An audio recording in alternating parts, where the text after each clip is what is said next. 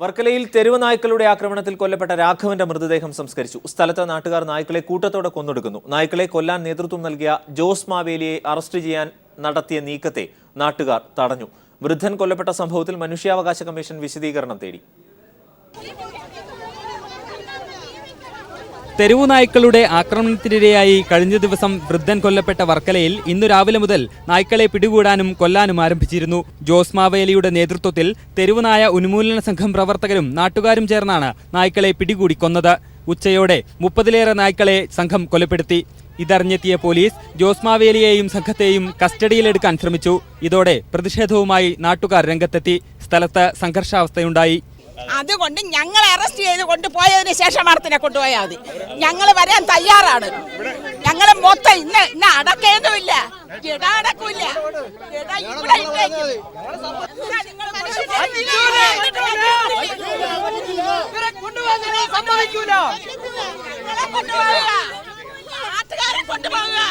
നാട്ടുകാർക്ക് വേണ്ടിയാണ് നായ്ക്കളെ പിടികൂടിയതെന്നും അറസ്റ്റ് വരിക്കാൻ തയ്യാറാണെന്നും ജോസ് മാവേലി. എൻ്റെ മനസാക്ഷിക്ക് ഞാൻ ഒരു തെറ്റും ചെയ്തില്ല. ആദ്യമായിട്ടാണ് ഞാനിപ്പോൾ ഇങ്ങനെ 7 കേസിൽ പ്രതിയാവുന്നത്. തെരുവുനായ്ക്കളെ കൊല്ലുന്നവരെ പ്രോത്സാഹിക്കാൻ വേണ്ടി ഞാൻ രംഗത്ത് വന്നപ്പോഴാണ് ഞാൻ പ്രതിയാവുന്നത്. എന്തായാലും അത് എനിക്കൊരു വിഷയമല്ല, എന്നെ സംബന്ധിച്ചുള്ള വിഷയമല്ല.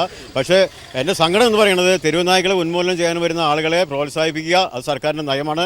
സർക്കാർ അത് ചെയ്തില്ലെങ്കിൽ ജനങ്ങളെല്ലാം ഇവിടെ കഷ്ടത്തിലായി പോകും. പിന്നീട് സ്ഥലം MLA വി ജോയ് ഇടപെട്ട് അറസ്റ്റ് ഒഴിവാക്കിയതോടെയാണ് സംഘർഷാവസ്ഥയ്ക്ക് അഴിവ് വന്നത്. എന്നാൽ കേസുമായി മുന്നോട്ടു പോകുമെന്ന് പോലീസ് അറിയിച്ചു. അതേസമയം കൊല്ലപ്പെട്ട രാഘവന്റെ മൃതദേഹം പോസ്റ്റ്മോർട്ടത്തിന് ശേഷം വീട്ടുവളപ്പിൽ സംസ്കരിച്ചു. വൻ ജനാവലിയുടെ സാന്നിധ്യത്തിലായിരുന്നു സംസ്കാരം. News bureau, Thiruvananthapuram. സംസ്ഥാനത്ത് തെരുവുനായ്ക്കളുടെ ആക്രമണം മൂലം മരണം ആവർത്തിക്കുന്ന ഗുരുതരമായ സാഹചര്യം പ്രതിപക്ഷം നിയമസഭയുടെ ശ്രദ്ധയിൽപ്പെടുത്തി. കേന്ദ്രമന്ത്രി മനേകാ ഗാന്ധി ഹിപ്പോക്രാറ്റായി പ്രവർത്തിക്കുന്നുവെന്ന് പ്രതിപക്ഷ നേതാവ് രമേശ് ചെന്നിത്തല.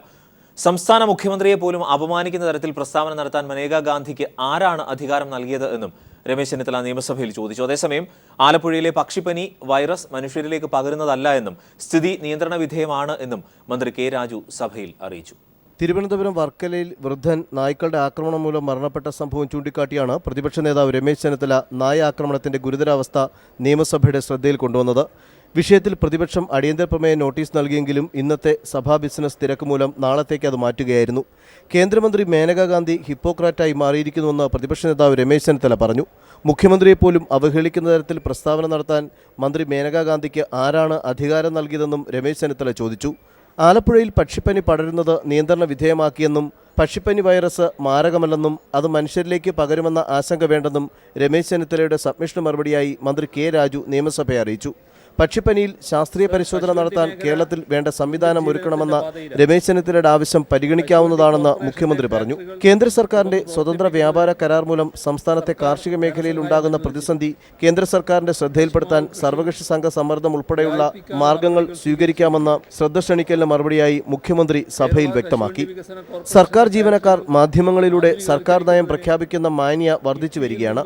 ഇതിനെതിരെ ശക്തമായ നടപടി സ്വീകരിക്കുമെന്ന് എം ഉമ്മറിന്റെ സബ്മിഷന് മറുപടിയായി മുഖ്യമന്ത്രി പിണറായി വിജയൻ സഭയെ അറിയിച്ചു.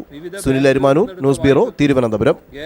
ജേക്കബ് തോമസിനെതിരെ അഡീഷണൽ ചീഫ് സെക്രട്ടറി KM എബ്രഹാമിന്റെ പരാതി. അനുവാദമില്ലാതെ വീട്ടിൽ പരിശോധന നടത്തിയെന്നാണ് മുഖ്യമന്ത്രിക്ക് പരാതി നൽകിയത്. പരാതിയുടെ പകർപ്പ് പീപ്പിൾ TVക്ക് ലഭിച്ചു. MR സജേഷ് ചേരുന്നു. സജേഷ്, വിശദാംശങ്ങൾ. ധനകാര്യ additional chief secretary KM Abraham മുഖ്യമന്ത്രിക്ക് നൽകിയ പരാതിയാണ് ഇപ്പോൾ പുറത്തു വന്നിട്ടുള്ളത്. ജേക്കബ് തോമസിനെതിരെ വലിയ ആരോപണങ്ങളാണ് പരാതിയിൽ ഉന്നയിക്കുന്നത്. വാറന്റ് ഇല്ലാതെ തന്റെ വീട്ടിൽ പരിശോധന നടത്തി. വീട്ടിൽ പരിശോധന നടത്തുമ്പോൾ ഭാര്യ മാത്രമേ ഉണ്ടായിരുന്നുള്ളൂ. എന്നാൽ വനിതാ വിജിലൻസ് ഉദ്യോഗസ്ഥരാരും ഈ സംഘത്തിൽ ഉണ്ടായിരുന്നില്ല തുടങ്ങിയ പരാതികളാണ് KM എബ്രഹാം ഇപ്പോൾ ഉന്നയിച്ചിരിക്കുന്നത്. പരാതി പുറത്തു വന്നിട്ടുമുണ്ട്. ഇന്നലെയായിരുന്നു KM എബ്രഹാമിന്റെ വീട്ടിൽ വിജിലൻസ് പരിശോധന നടത്തിയത്. കോടതിയിൽ ദുരിതാന്വേഷണ ഉത്തരവിന്റെ ഭാഗമായിരുന്നു ഈ പരിശോധന എന്നാണ് വിജിലൻസ് നൽകുന്ന വിശദീകരണം. ഈ വിശദീകരണത്തിന് ശേഷവും KM എബ്രഹാം വലിയ പ്രതിഷേധം ചീഫ് സെക്രട്ടറി ഉൾപ്പെടെയുള്ളവരെ അറിയിച്ചിരുന്നു. IAS അസോസിയേഷനിലും ഇക്കാര്യത്തിൽ അനുകൂല നടപടി ഉണ്ടാകുന്നുള്ള ശ്രമം KM എബ്രഹാമിന്റെ ഭാഗത്തു നിന്ന് ഉണ്ടായിരുന്നു. എന്നാൽ മുതിർന്ന ചില IAS ഉദ്യോഗസ്ഥർ പോലും ഇക്കാര്യത്തിൽ KM എബ്രഹാം അനുകൂലമായ സമീപനം സ്വീകരിച്ചിരുന്നില്ല.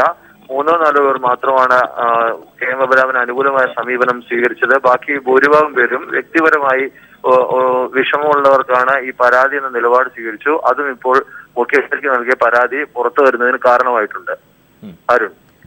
എം.ആർ. സജീഷ് വിവരങ്ങൾ നൽകിയത്. സംസ്ഥാനത്തെ കേന്ദ്ര പൊതുമേഖലാ സ്ഥാപനങ്ങളെ ആകെ സംരക്ഷിക്കുന്നതിനും കേന്ദ്ര നിക്ഷേപം വർദ്ധിപ്പിക്കുന്നതിനും കേന്ദ്ര സർക്കാർ തയ്യാറാകണമെന്നാവശ്യപ്പെട്ട് നിയമസഭയിൽ പ്രമേയം പാസാക്കി. കേന്ദ്ര പൊതുമേഖലാ സ്ഥാപനമായ കൊച്ചിയിലെ കപ്പൽ നിർമ്മാണശാലയുടെ 25% ഓഹരി വിറ്റഴിക്കാനുള്ള കേന്ദ്ര സർക്കാർ തീരുമാനം പുനഃപരിശോധിക്കണമെന്നും മുഖ്യമന്ത്രി നിയമസഭയിൽ അവതരിപ്പിച്ച പ്രമേയത്തിൽ ആവശ്യപ്പെട്ടിരുന്നു.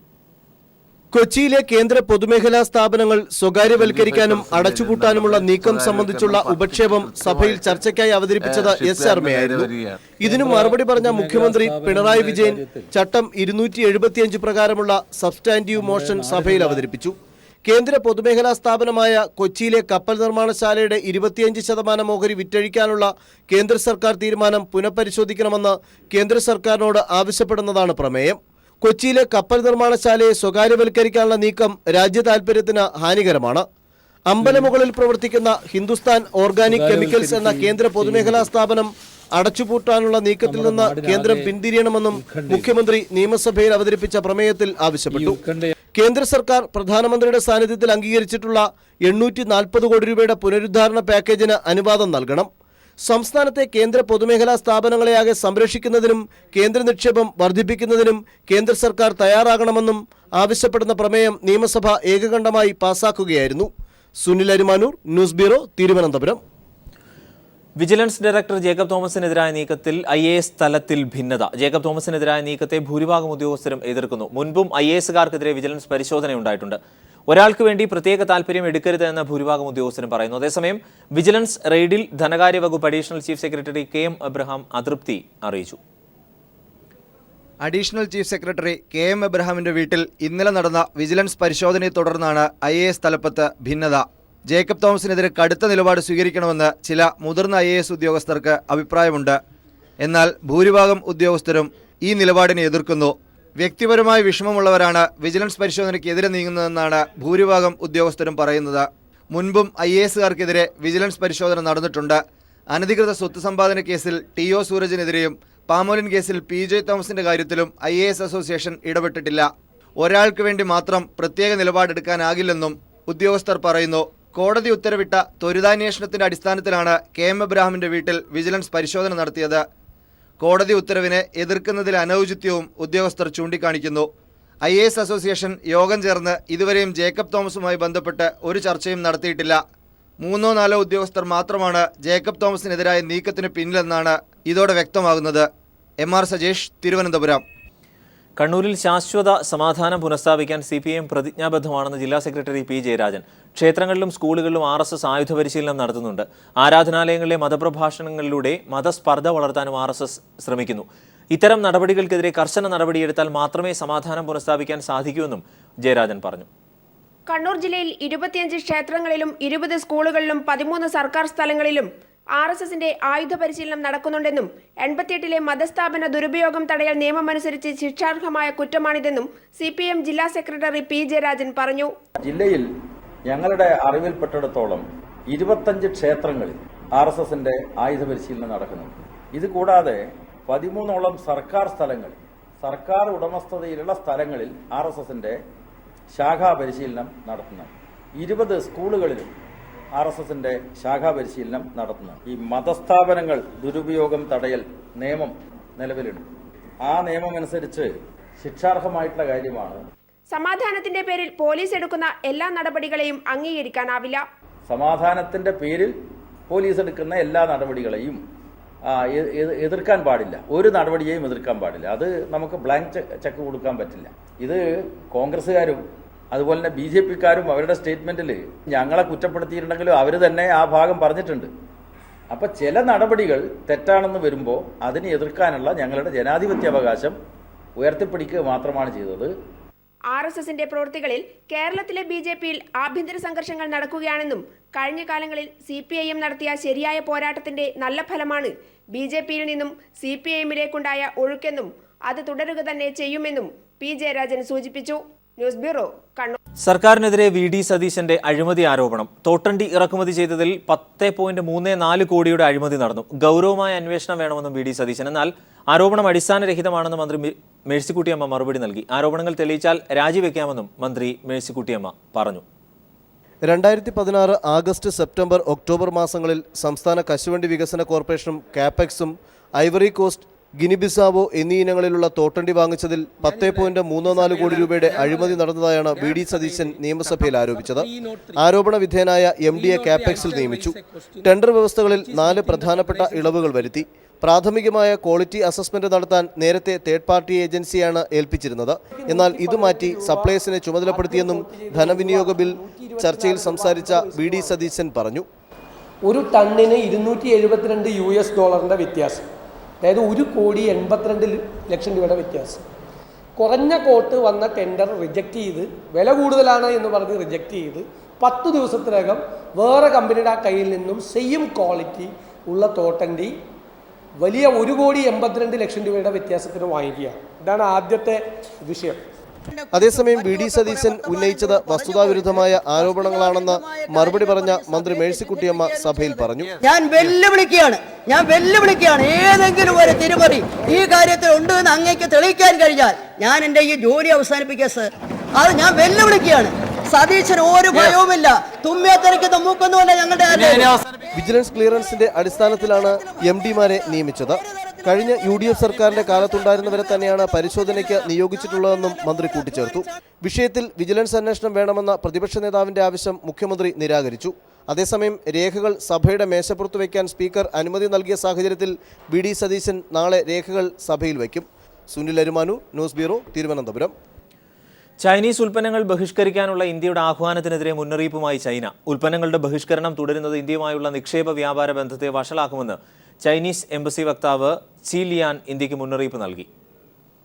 പാകിസ്ഥാനെ അനുകൂലിക്കുന്നുവെന്ന ആരോപണത്താൽ ചൈനയെ സമ്മർദ്ദത്തിലാക്കാൻ ഇന്ത്യ അപ്രഖ്യാപിത ബഹിഷ്കരണ നീക്കം നടത്തിയിരുന്നു. സോഷ്യൽ മീഡിയ വഴിയായിരുന്നു ഇതിനായുള്ള കൂടുതൽ പ്രചാരണവും. ദീപാവലി സീസൺ കൂടിയായതോടെ ജനങ്ങൾ ഉൽപ്പന്ന ബഹിഷ്കരണം ഏറ്റെടുത്ത പടക്ക വിപണിയിൽ മാത്രം വലിയ തിരിച്ചടിയാണ് ചൈനയ്ക്ക് നൽകിയത്. ഇതോടെയാണ് നിലപാട് ശക്തമാക്കി ചൈന രംഗത്ത് വന്നിരിക്കുന്നത്. ചൈനീസ് ഉൽപ്പന്നങ്ങളുടെ ലോകത്തിലെ ഏറ്റവും വലിയ വിപണിയാണ് ഇന്ത്യ.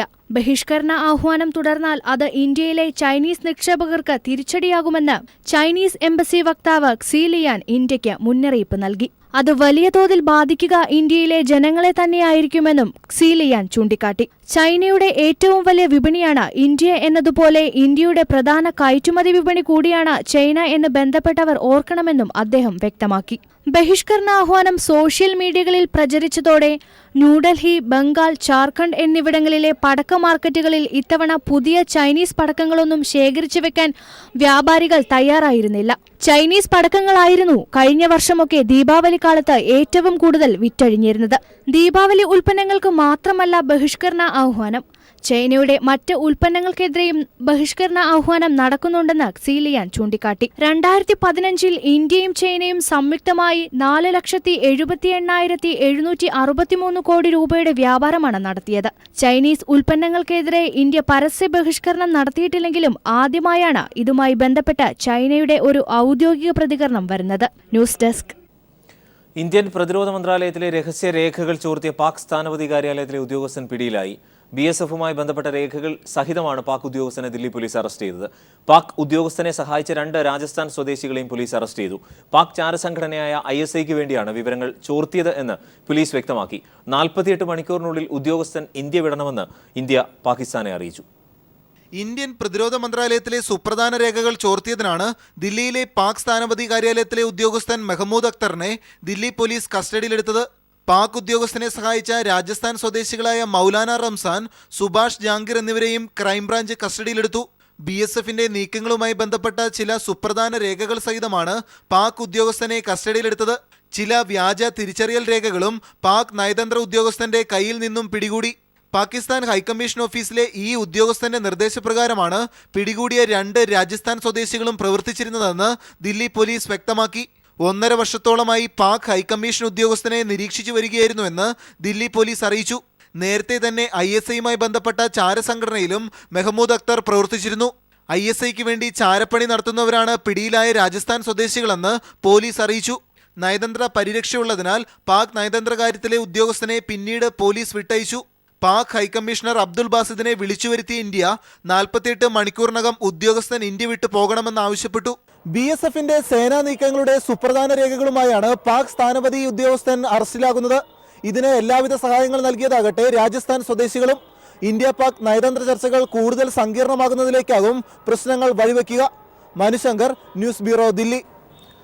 കാര്യവട്ടം ക്യാമ്പസിലെ ഗവേഷണ വിദ്യാർത്ഥികളുടെ സമരം ഒത്തുതീർപ്പാക്കാൻ ഉപസമിതിയെ ചുമതലപ്പെടുത്തി. ഇന്ന് തന്നെ സിൻഡിക്കേറ്റ് ചേരും. റേഷൻ കാർഡ് പുതുക്കലിനും തിരുത്തലിനും കൂടുതൽ സമയം അനുവദിക്കണമെന്ന് മനുഷ്യാവകാശ കമ്മീഷൻ. എടുത്ത നടപടികളെക്കുറിച്ച് 3 ആഴ്ചയ്ക്കകം ചീഫ് സെക്രട്ടറി, ഭക്ഷ്യ സിവിൽ സപ്ലൈസ് സെക്രട്ടറിമാർ എന്നിവർ റിപ്പോർട്ട് നൽകണം. ശാരീരിക അവശതയുള്ളവർക്ക് പ്രത്യേക പരിഗണന നൽകണമെന്നും കമ്മീഷൻ നിർദ്ദേശിച്ചു. കമ്മീഷൻ അംഗം മോഹൻകുമാർ തൃശൂരിൽ നടത്തിയ സിറ്റിംഗിലാണ് നിർദ്ദേശങ്ങൾ നൽകിയത്. സംസ്ഥാനത്ത് ഭക്ഷ്യ ഭദ്രതാ നിയമം നടപ്പിലാക്കാത്തതിനെതിരെ മനുഷ്യാവകാശ കമ്മീഷൻ സംസ്ഥാന സർക്കാരിന് നോട്ടീസ് അയച്ചു. Chief secretary, civil supplies corporation MD, Keltron managing director എന്നിവർക്കാണ് നോട്ടീസ് അയച്ചത്. കമ്പ്യൂട്ടർ വൽക്കരണം പൂർണ്ണമായും നടപ്പാക്കാത്തത് കാരണമാണ് കെൽട്രോണിന് കമ്മീഷൻ നോട്ടീസ് നൽകിയത്. അടുത്ത മാസം 21 മുൻപ് വിശദീകരണം നൽകാനാണ് കമ്മീഷൻ നിർദ്ദേശം. പട്ടികജാതി വിഭാഗത്തിൽപ്പെട്ട കോളേജ് വിദ്യാർത്ഥികളുടെ ബാഗിൽ SC/ST എന്ന് രേഖപ്പെടുത്തി മധ്യപ്രദേശ് സർക്കാർ. മാൾവ ജില്ലയിലെ മംദാസൗറിലെ രാജീവ് ഗാന്ധി ഗവൺമെന്റ് PG കോളേജിലെ 250ഓളം വിദ്യാർത്ഥികളുടെ ബാഗിലാണ് SC/ST എന്ന് പതിച്ചിരിക്കുന്നത്. സംസ്ഥാന സർക്കാരിന്റെ SC/ST പദ്ധതിയിൽ ഉൾപ്പെടുത്തി വിതരണം ചെയ്തതാണ് ഈ ബാഗുകൾ. സംഭവം വിവാദമായതോടെ വിശദീകരണവുമായി സ്കൂൾ അധികൃതർ രംഗത്തെത്തി. ക്ഷേമ പദ്ധതി പ്രകാരമാണ് ബാഗുകൾ നൽകിയത് എന്നും അതിനാൽ ജാതി പതിച്ചതിൽ തെറ്റില്ല എന്നുമാണ് സ്കൂൾ അധികൃതരുടെ വാദം. എന്നാൽ ഇതിനെതിരെ സംസ്ഥാനത്തെ പ്രധാന പ്രതിപക്ഷമായ കോൺഗ്രസ് രംഗത്ത് വന്നിട്ടുണ്ട്. മധ്യപ്രദേശ് സർക്കാരിന്റെ ദളിത് വിരുദ്ധ മാനസികാവസ്ഥയുടെ പ്രതിഫലനമാണ് ഇത് എന്ന് കോൺഗ്രസ് കുറ്റപ്പെടുത്തി.